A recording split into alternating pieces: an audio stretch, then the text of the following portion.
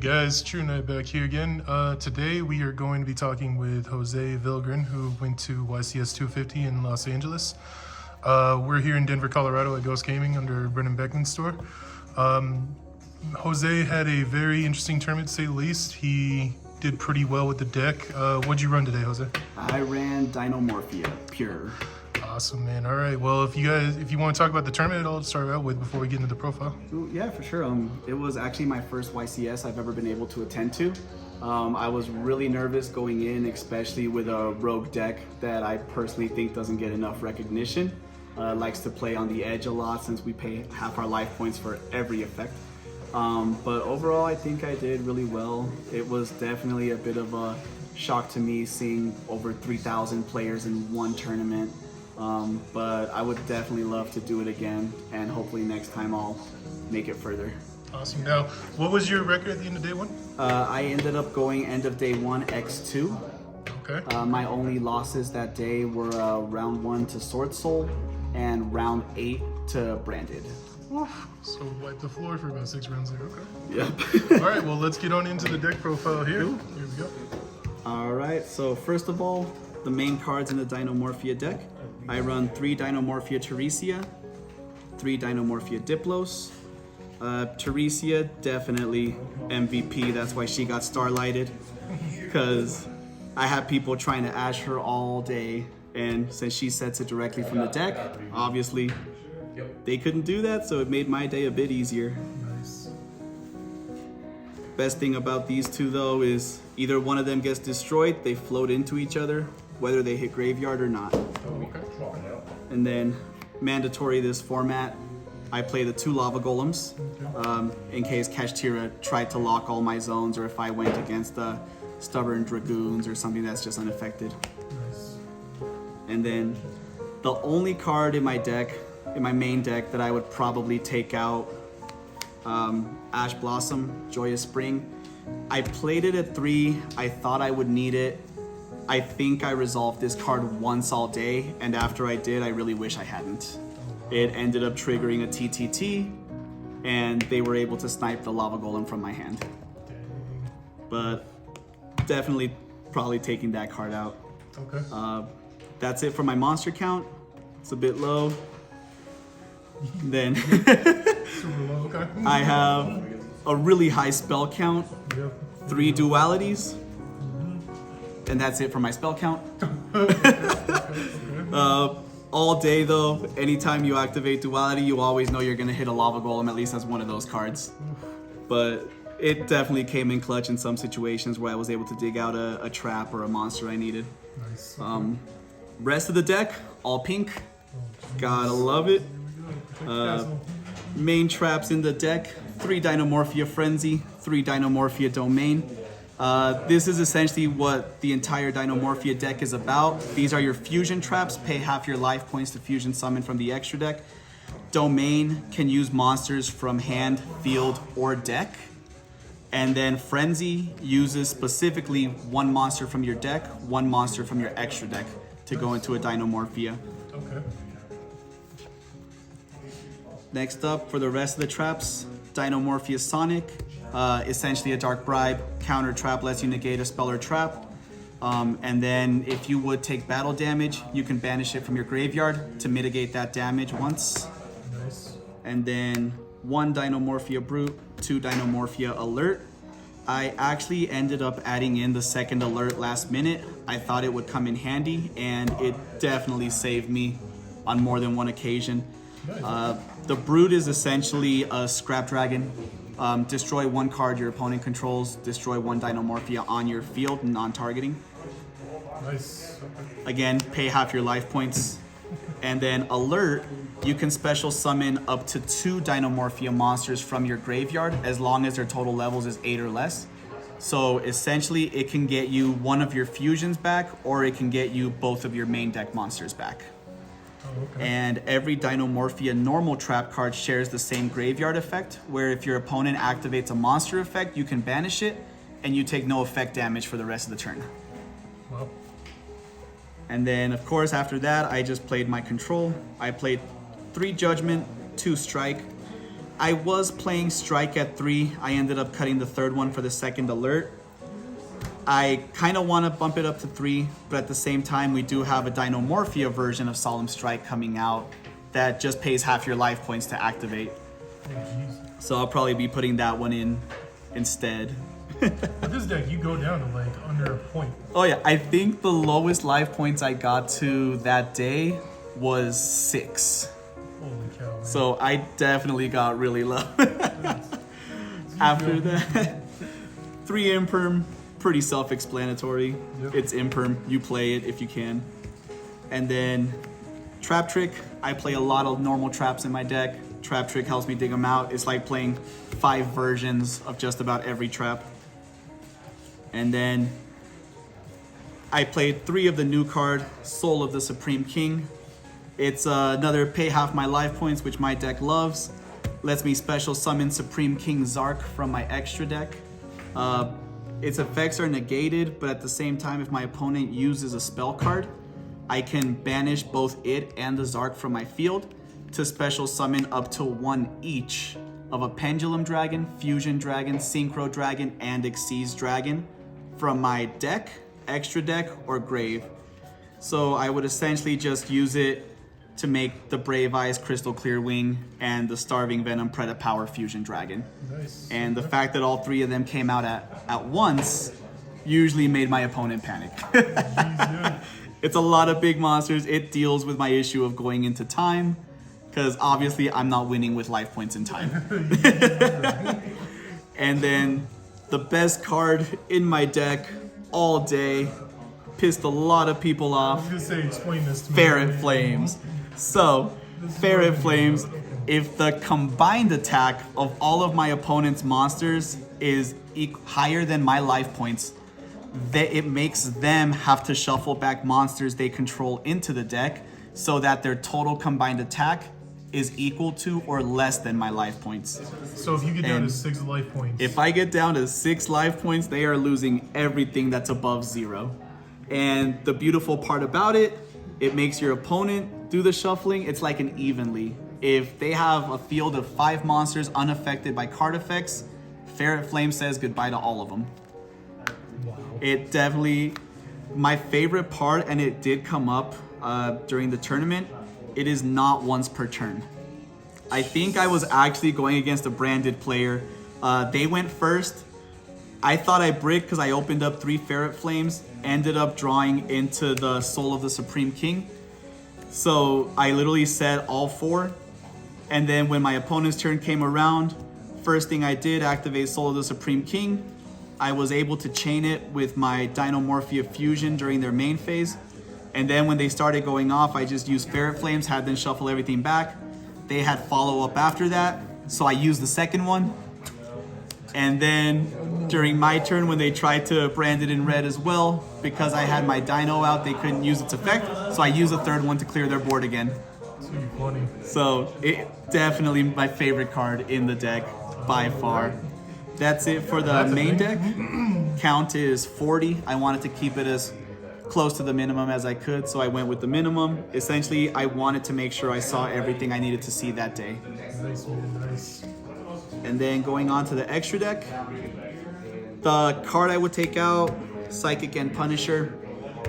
The idea was to use the level 8 Dinomorphia Fusion. Normal summon the Ash Blossom, go into Psychic End. Again, the Ash never once came up, not even to make him. I like that he's unaffected when my life points are lower, plus he gains that life points as attack. And since he would still be unaffected, it's literally just swing for game with the 1 monster.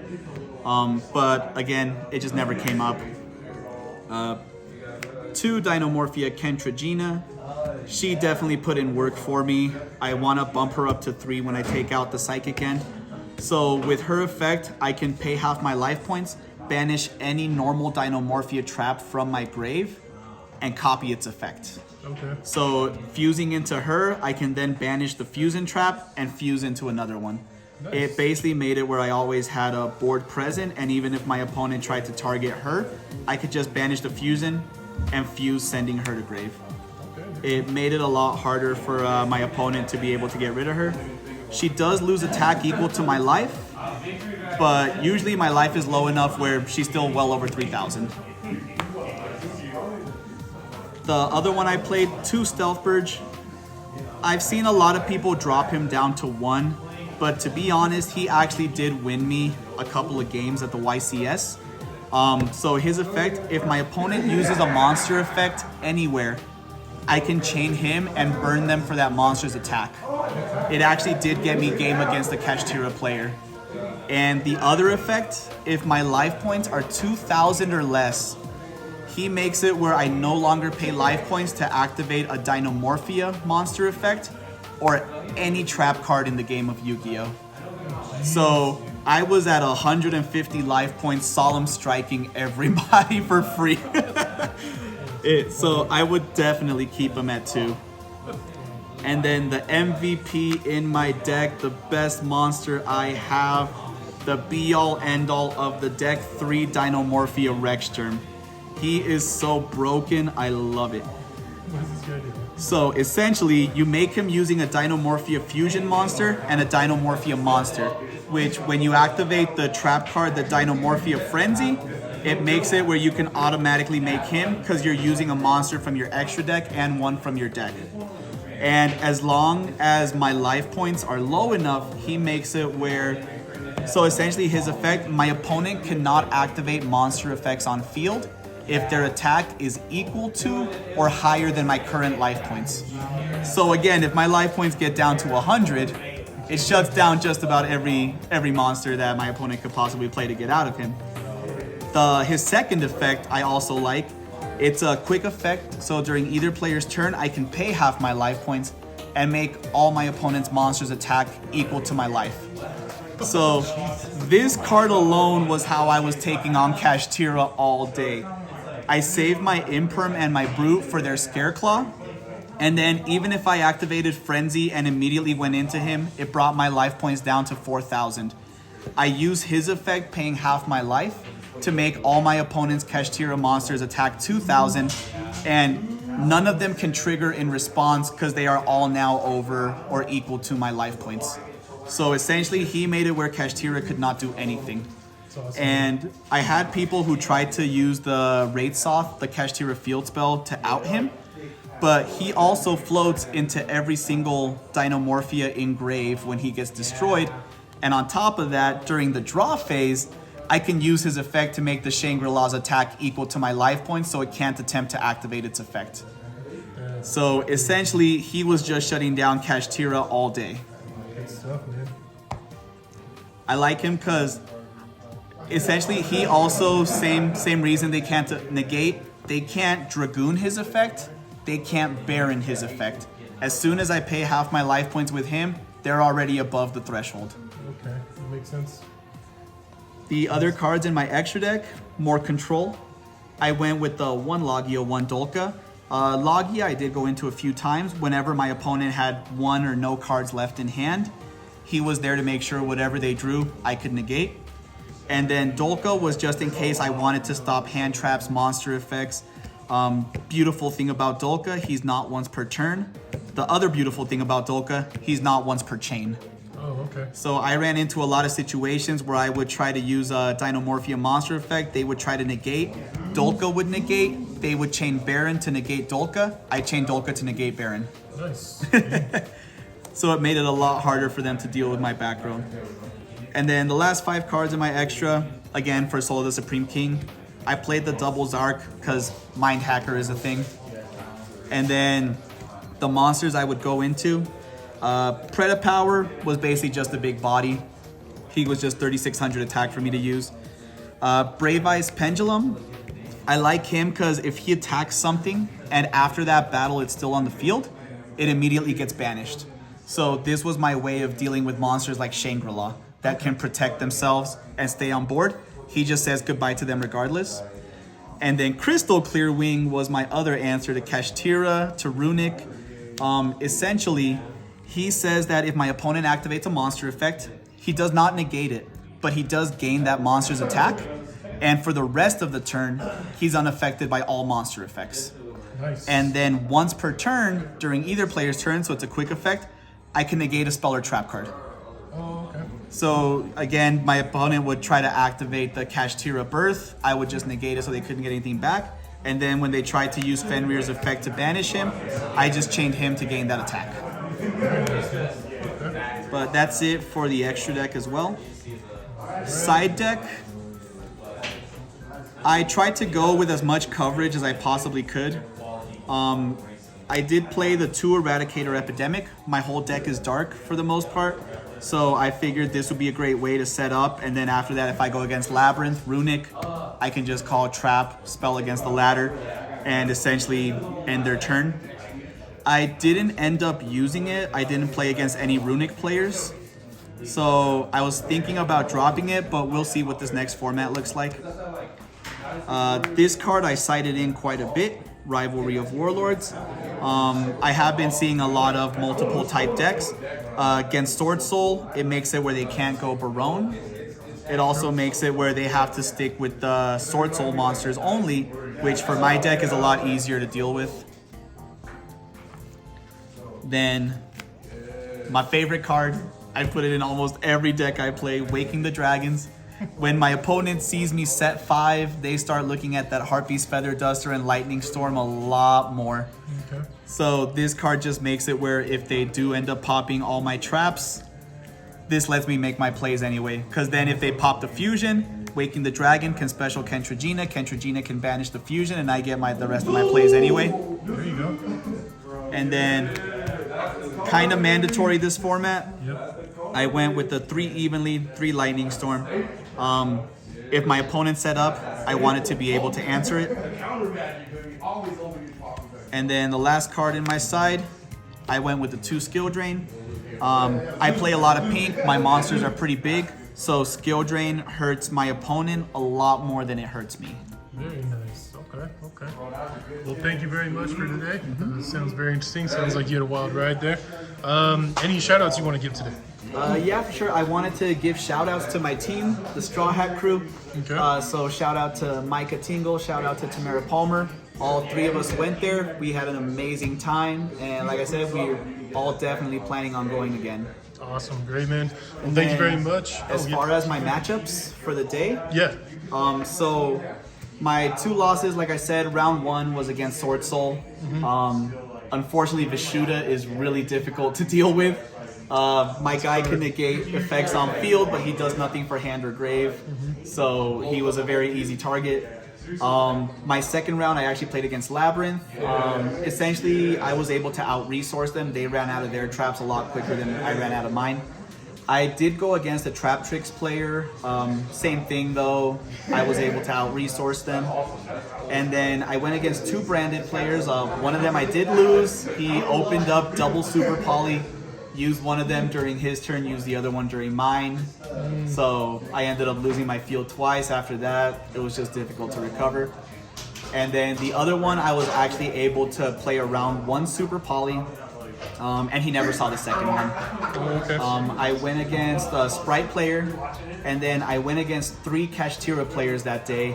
My deck was kind of built for Kashtira. Yeah. So my longest matchup against the Kashtira player, the entire match lasted 16 minutes. Oh, that's funny. So I was able to 2-0 all 3 that I went against.